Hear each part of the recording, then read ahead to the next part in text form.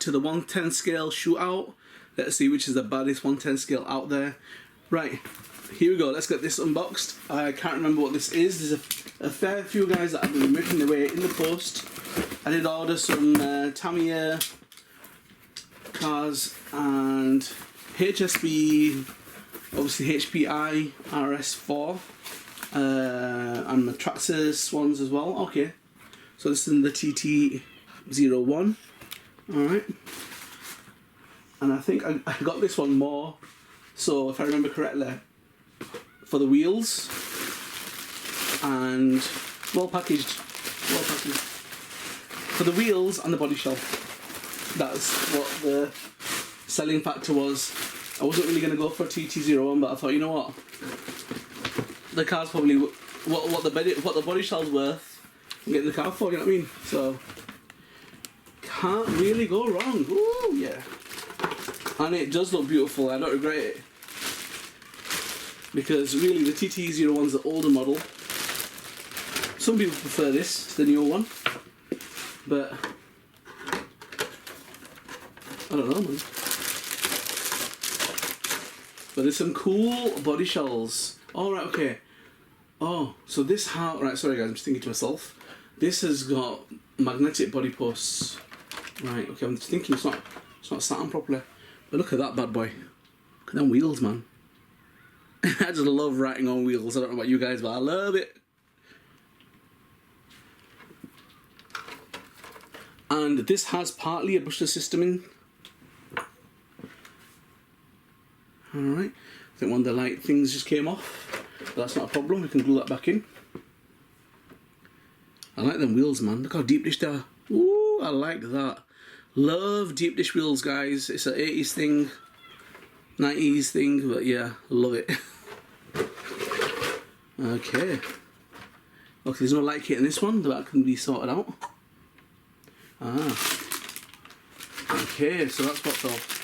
Right, so there's our light kits. We can just glue them in.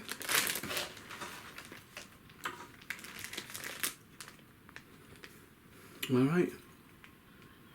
That's obviously the front headlight bit. And there should be another one like that somewhere. Can't see it though. Okay, let's have a look over here. So these are the magnetic posts. They're fitted on the back, but not on the front. That's pretty cool, that little swivel thing. Right. And where's the bumper?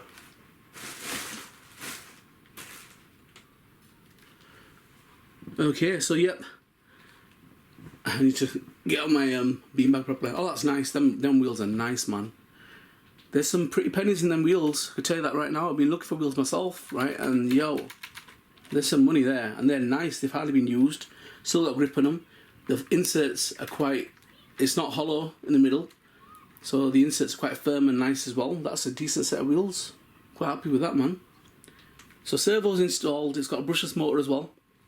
But it needs an ESC.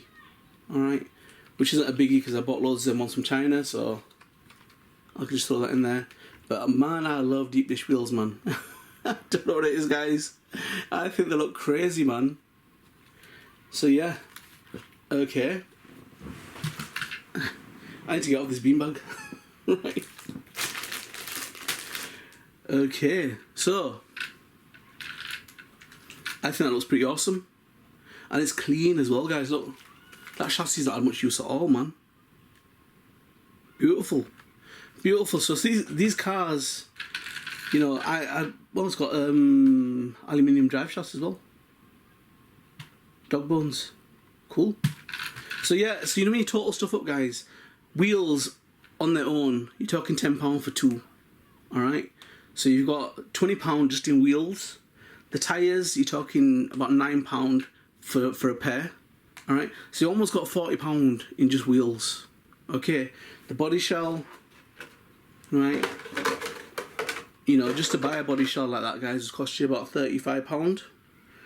Alright, and then to spray it up, and you know, you got about £6-7 I think it's only one colour. So you probably got about £7 in spray there as well. So 75, £82 just on what comes with it. Yeah. And then you've got a system that's kind of brushless. It's got a brushless motor in there. That's another 15-20 quid. So when you work it out and the items total more than the value of the car, you're thinking that's a no-brainer, man. That's a no-brainer. So that's why I kind of ended up going towards that. But I don't know where the other headlight's gone. I see one. Hopefully it's in the box. I'll have a look. But yeah. So similar to the Mercedes one that I've got, I'm sure the TT-02. I'm sure it's not the one, but anyhow, let's carry on. Let's see. And stay tuned, guys. Watch this bad boy. Watch this bad boy on the display stand, and get ready. Okay, guys. Well, isn't that just a little beauty? That goes really well with them wheels. Craziness.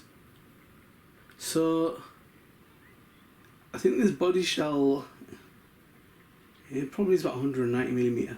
Would be nice if it was a bit wider, because them tyres are a bit wide. I don't think it's going to work with them tyres on. No way. Not at the front. They're the same offset, front and rear. So they obviously seem like they're sticking out more at the front. But yep, so awesome. I'm going to check it out, guys. It's got a brushless system in it. It's had the drive shafts upgraded. Hopefully the diffs will handle a brushless system. I'd like to go 3S. It all really depends on the weight balance of the car. It depends on the wheels, because sometimes you can just end up doing mad donuts and not go anywhere. I would like to try and have a go at drifting it. Just see if you can. Probably more like power sliding than drifting. But yep. So I'll probably run that one alongside the other TT-01, because that's just standard. And this one's obviously got a brush motor inside it. So just see what the difference really. But yeah. So this has obviously got upgraded tyres on it. It's got the HPI ones, which are firm. I like them tyres. The foam in them is really nice. Love deep dish, man. If you know me, guys, and you've been watching my channel, following it since Mini Z's, deep dish all the way. Love that look. Yeah. So yeah, it should be interesting.